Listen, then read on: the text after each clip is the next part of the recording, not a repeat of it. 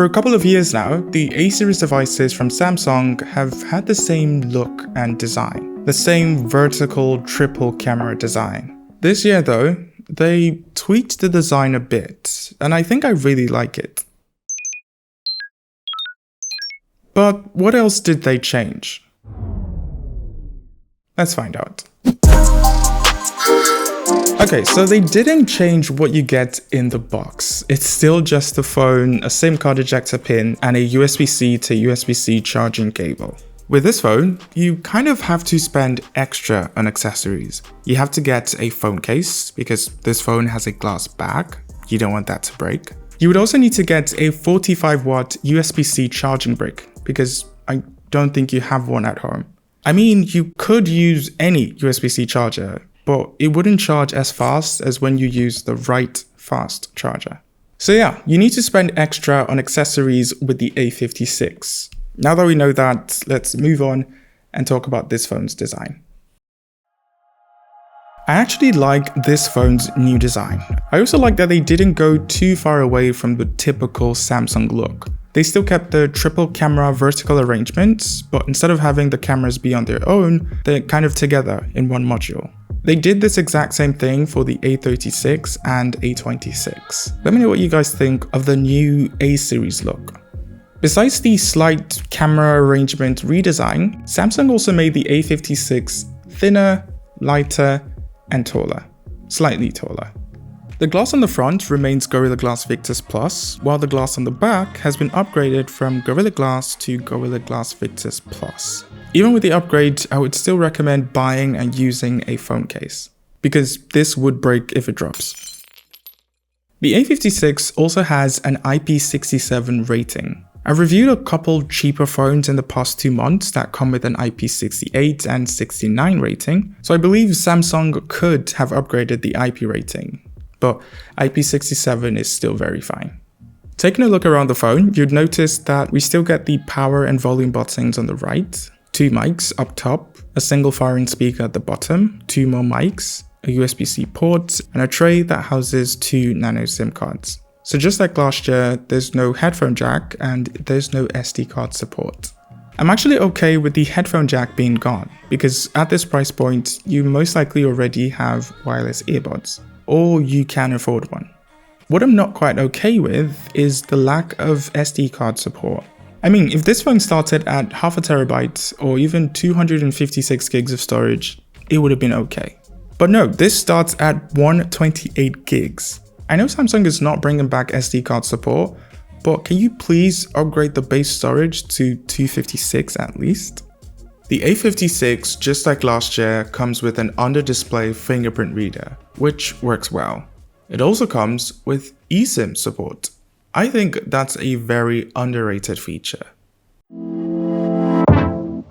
Earlier, I pointed out that the A56 is slightly taller. The display went from 6.6 inches to 6.7. I honestly didn't notice it really, and I don't think you would too. You also might not notice the second upgrade they made to the display, brightness. It now gets up to 1200 nits in high brightness mode, and up to 1900 nits at its peak. This is of course a welcome upgrade, but to the average consumer, this is the same display as last year's, which is definitely not a bad thing. Super AMOLED, HDR10+, 120Hz refresh rate, 1080p resolution, these are all pretty good specs, and of course translate well to the real world. It's a really good display.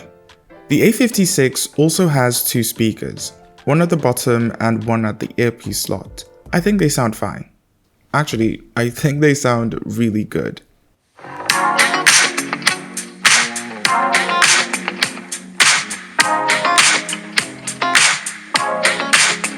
Earlier in the video, I talked about how you would need a charger. Well, you could get this, the itel Charger Flow 65-watt triple port GAN charger. The first thing I like about this charger is the number of ports it has. While most other adapters have 1 or 2 ports, this has 3, 2 USB-C ports and 1 USB-A port. So I've actually been using this charger to charge all of my devices, including my laptop. This charger is also fast. It maxes out at 65 watts. It supports the common fast charging protocols, so it would be fast for basically every device. And then it's also safe and efficient thanks to the GaN 3 technology. I tested its charging speed and compared it to my current iPhone charger, and this new itel charger beat it hands down. It was more than 2 times faster. itel also sent me their 3A 9LAN Lightning Pro cable flow cable. It's what I used in my charging test. This cable too is fast for both charging and data transfer. It's also built with some really premium materials. It's one of those cables that is built to last for years and years. You're not easily going to break this. In fact, itel is giving you a 10-year warranty. They're that confident in this cable. So if you need to buy a new charger, one that charges everything, or if you're looking for a cable for your iPhone, I'll leave links to both of them in the description. And thank you itel for sponsoring this video. Now, back to the video.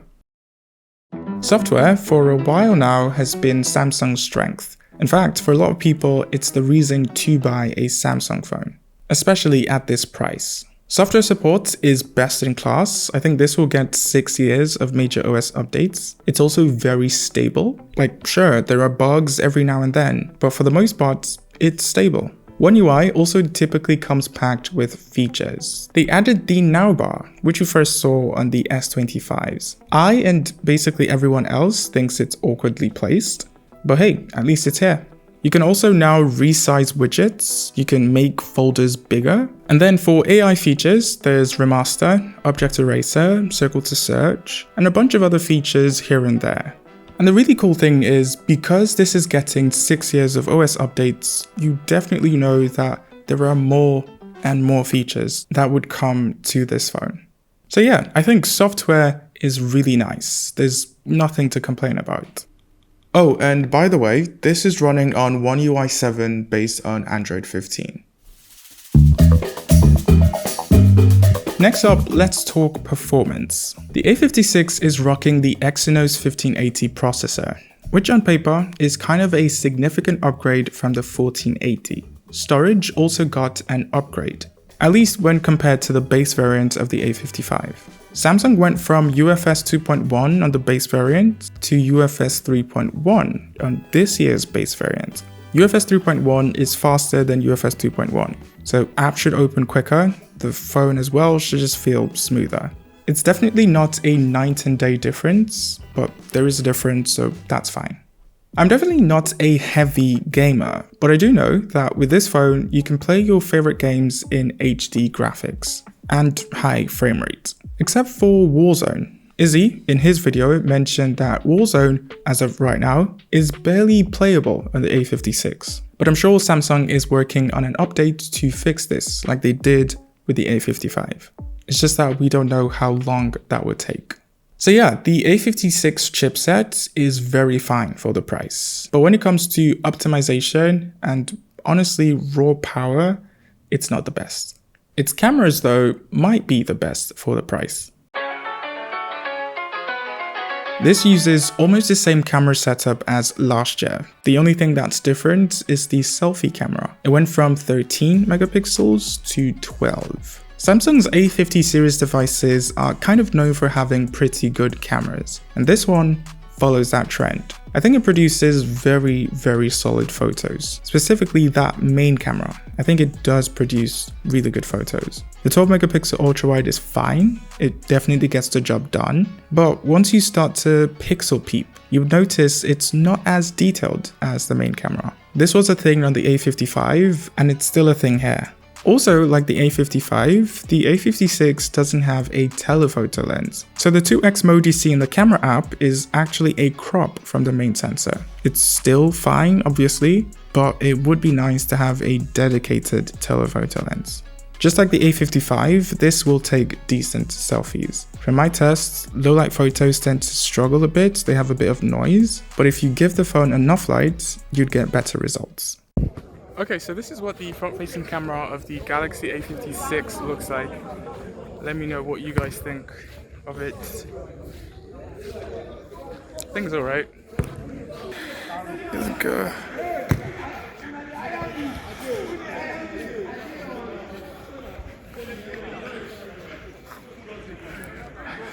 Oh, goodness.